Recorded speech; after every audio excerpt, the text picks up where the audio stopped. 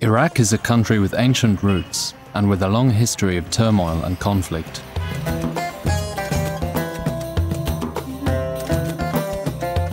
Presently, it is trying to close the chapter of the 2003 US-led invasion and in search of an identity that will allow it to once again stand as a nation.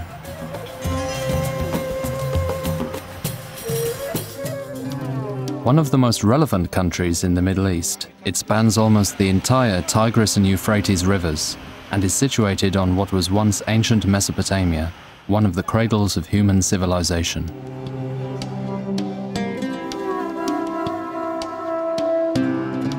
Formerly part of the Ottoman Empire, Iraq was occupied by Britain during the course of World War I. It regained its independence in 1932 when it became a kingdom.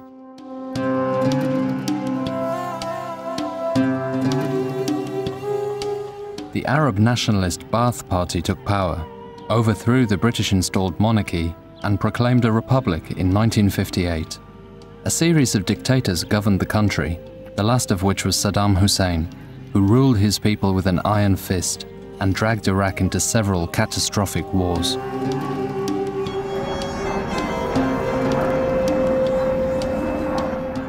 In 2003, Saddam Hussein's totalitarian regime was toppled by the US-led invasion of Iraq. Today, an unpopular occupation of international forces struggles with an armed hostile insurgency and the violent conflicts for power exploding amongst the various political and tribal factions.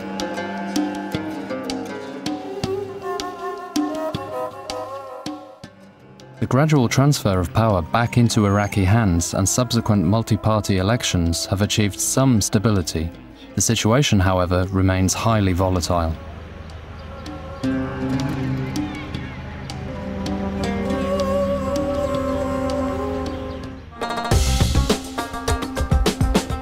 Vast oil deposits have made the country rich and turned it into an important player in regional and world politics. Oil revenues constitute 90% of government income. The country encompasses about 10% of the world's oil reserves.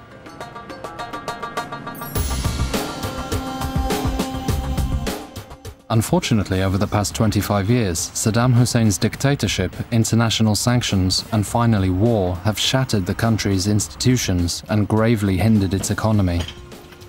Today, the gradually improving security and increasing foreign investments have allowed the country to rebuild.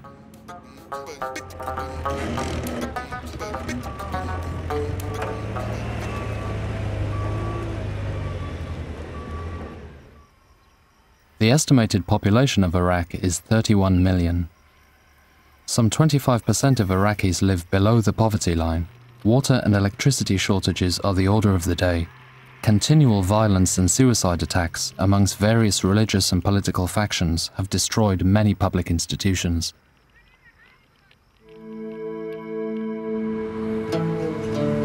Iraq is predominantly a Muslim country, with Islam practiced by 97% of the population. Two rival sects, Shi'ites and Sunnis, are involved in a constant and often violent power struggle.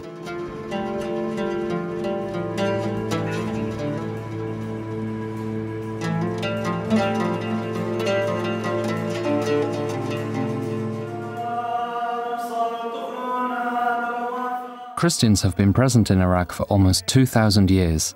In 2003, they numbered approximately 800,000, and although suffering discrimination, the community enjoyed relative freedom and security under the Ba'ath Party rule.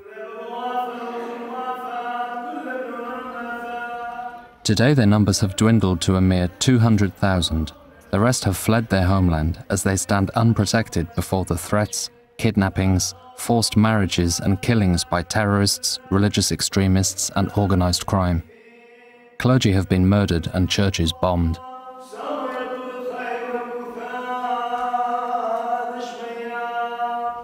It is the largest Christian exodus in recent history. However, even in these times of acute crisis, priests, sisters and lay people have responded to the call of the gospel with heroic acts of faith and love. We cannot remain prisoners of fear, pain, and also the future. Thinking only of our future, we try to live normally.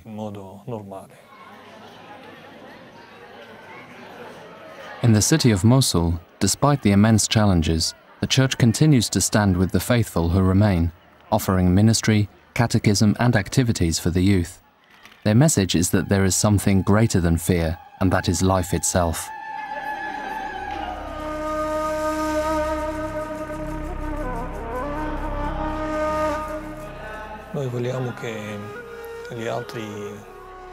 We want people from abroad to know of our situation. We want them to know what is happening in Iraq, and to the Christians here. And of course, to pray. We want people from abroad to pray for us.